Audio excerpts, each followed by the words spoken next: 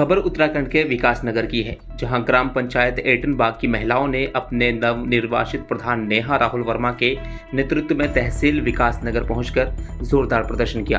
उनका आरोप है कि यहां की पुलिस तानाशाही पर उतर आई है और उनके खिलाफ फर्जी मुकदमे दर्ज कर रही है। प्रधान नेहा राहुल वर्मा ने मीडिया के सामने साफ कहा कि उनके कार्यकर्ताओं पर लगातार हमला किया जा रहा है। आरोप है कि पूर्व प्रधान और उसके साथी घरों में घुसकर मारपीट कर रहे हैं।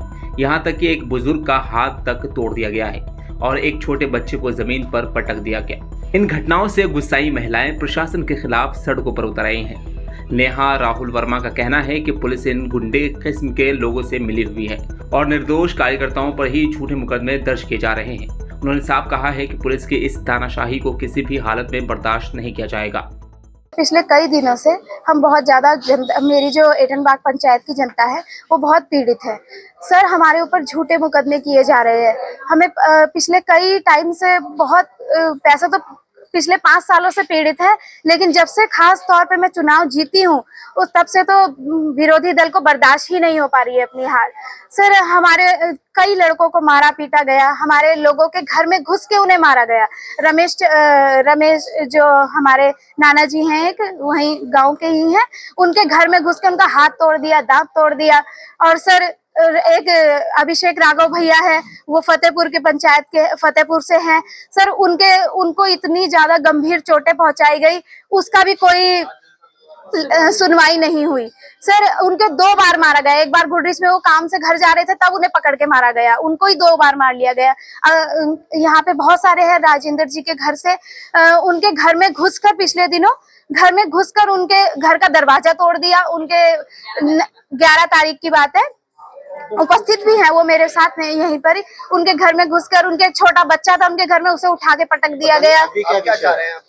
अभी जो हमारा विषय है, हम बहुत ज्यादा पीड़ित है, हम फर्जी मुकदमों से परेशान है, हम पुलिस की तानाशाही से परेशान है कि वो क्यों हमारी बात नहीं सुन रही है। हम सिर्फ यही चाहते हैं कि हमारी भी बात रखी जाए, हमारी भी बात सुनी जाए।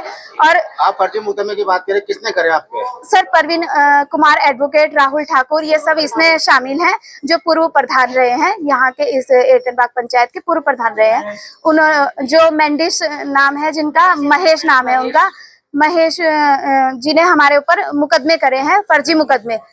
सर, तहसील चौक पे इनकी किसी और गांव के लड़कों के साथ लड़ाई हुई, जिसमें इन्हें चोटें आई, इन्हें मारा, जो बाहर के लोग लड़के इन्हें मार के गए। सर, वो तो चले गए। अब वहां पे मेरे पति जो है उससे पहले ही वहां पे लाइट का निरीक्षण करे थे, क्योंकि हमें लाइटें लगवानी है। सर, हम जनप्रतिनिधि है।